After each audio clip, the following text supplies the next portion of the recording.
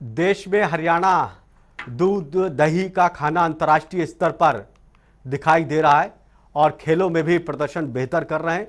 8 साल में बेहतरीन सुधार हुआ है। हरियाणा में पदक लगातार हरियाणा के खिलाड़ी जीत रहे हैं। पूरे हिंदुस्तान में खुशी की लहर है। कॉमनवेल्थ गेम में खिलाड़ी लगातार अच्छा प्रदर्शन करते हुए नजर आ रहे हैं और खासतौर पर हरियाणा के खिलाड़ियों की बात करें तो गोल्ड मेडल जो है हरियाणा के खिलाड़ी जो है लगातार लाते हुए नजर आ रहे हैं। हमारे साथ बात करने के लिए राज्यसभा सांसद डीपी वत्स जी मौजूद है। सर, हरियाणा के खिलाड़ी लगातार चमकते हुए कहीं ना कहीं नजर आ रहे हैं, क्या कारण समझ रहे हैं कि जो हरियाणा की खेल नीति है वो इतनी बेहतर है कि दूसरे राज्यों के मुकाबले जो हरियाणा के खिलाड़ी हैं वो ज्यादा बेहतर जो है कहीं ना कहीं प्रदर्शन करते हुए नजर आ रहे हैं? देशों में देश हरियाणा, जहां दूध दही का खाना और साथ में मेडल लाना, तो पहले तो मैं पूरे भारत को मुबारकबाद देता हूं कि हमारी परफॉर्मेंस इंटरनेशनल लेवल पे पिछले 8 साल में काफी इंप्रूव हुई है।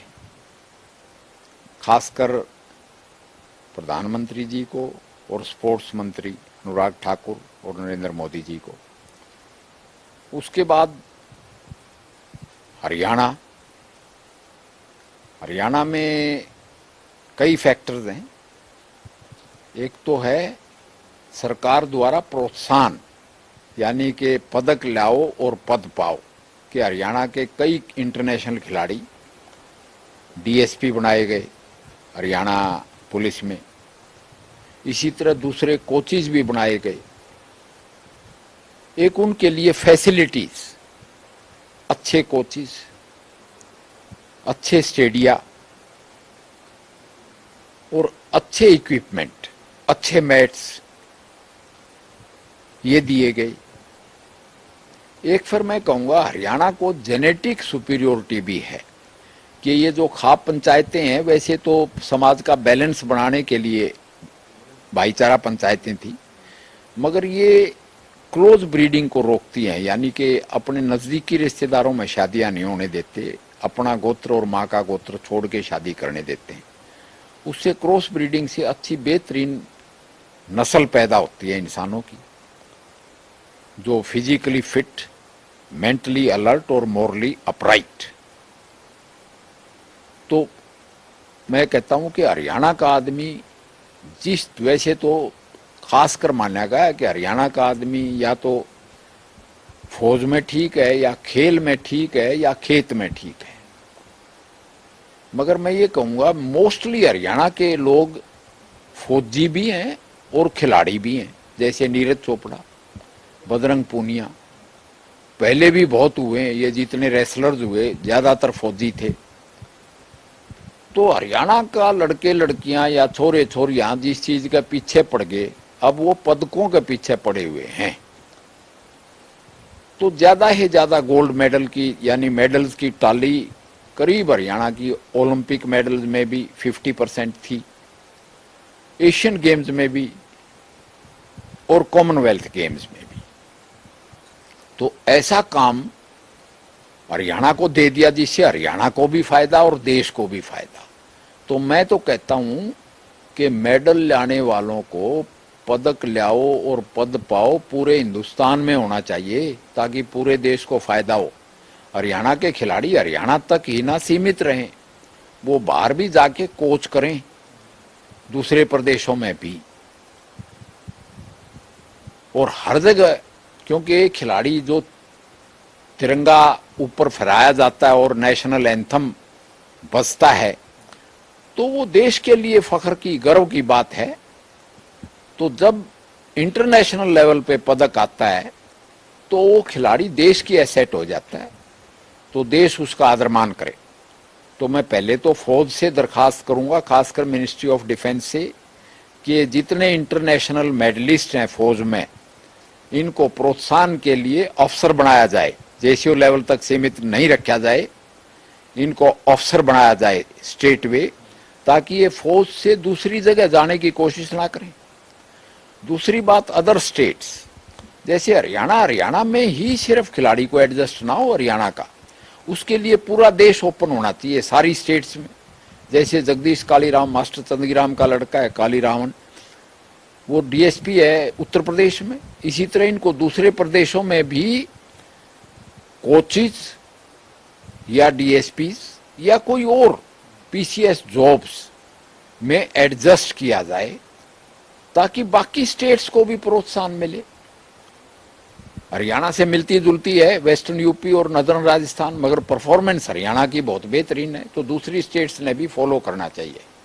सर, इस सत्र की बात करें तो एक एंटी डोपिंग जो बिल है वो भी कहीं ना कहीं लाया गया, खेलों के संबंध से भी उसको जो है जोड़कर देखें, कितना फायदा जो है इससे आने वाले समय में सर जो खिलाड़ी हैं वो तैयार होने में जो है मिलता हुआ नजर आ सकता है।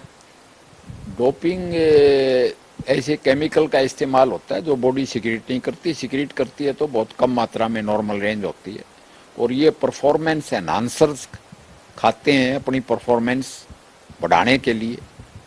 एक ऐसा हादसा हुआ रोम ओलंपिक में 1960 में, एक साइकिलिस्ट रेस के दौरान गिर गया और मर गया। जब पोस्टमार्टम हुआ तो उसमें डोपिंग मटेरियल उसके ब्लड से डिटेक्ट किया गया, मेफेंटिन।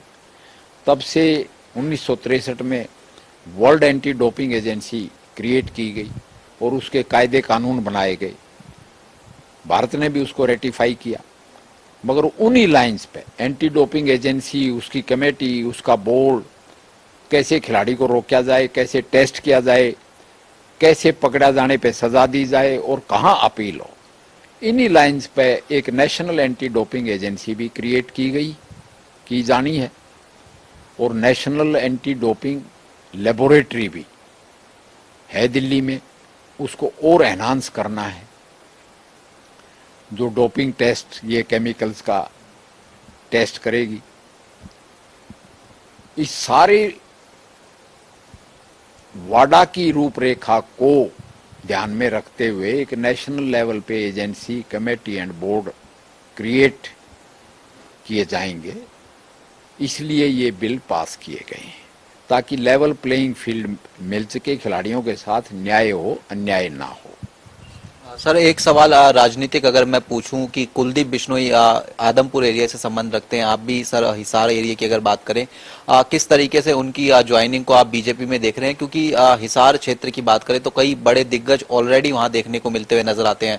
चौधरी वीरेंद्र सिंह की बात करें या फिर जननायक जनता पार्टी कहती है कि ताऊ देवीलाल की विरासत जो है वहां से ले जाती हुई जो है नजर आ रही है, इसको किस तरीके से? बीजेपी दुनिया की सबसे बड़ी पार्टी है, इसमें आते रहते हैं दूसरी पार्टियों से भी, एंड दे आर वेलकम। उनका आदर मान करती है पूरी तरह। आसाम के मुख्यमंत्री जी कभी कांग्रेस में होते थे। तो जहां तक कुलदीप बिश्नोई का सवाल है, ये तो पहले बीजेपी के ही साथ थे, वो साथ छोड़ के गए थे। अब इनको कांग्रेस में जाके पता लग गया कि कैसा सलूक किया जाता है, तो he is welcome back to BJP. मैं यही कहूंगा, उनका दोबारा वेलकम कर दिया बीजेपी ने। कि सिर्फ वो ही नहीं, ये इतनी बड़ी पार्टी है जो बीजेपी की धारणाओं, जो प्रिंसिपल से एग्री करते हैं, कोई भी आ जाए, दे आर वेलकम। तो ये राज्यसभा सांसद डीपी वत्स जी थे जो जनता टीवी से खास बातचीत कर रहे थे। कैमरामैन आसिफ के साथ स्पर्श शर्मा, जनता टीवी, दिल्ली।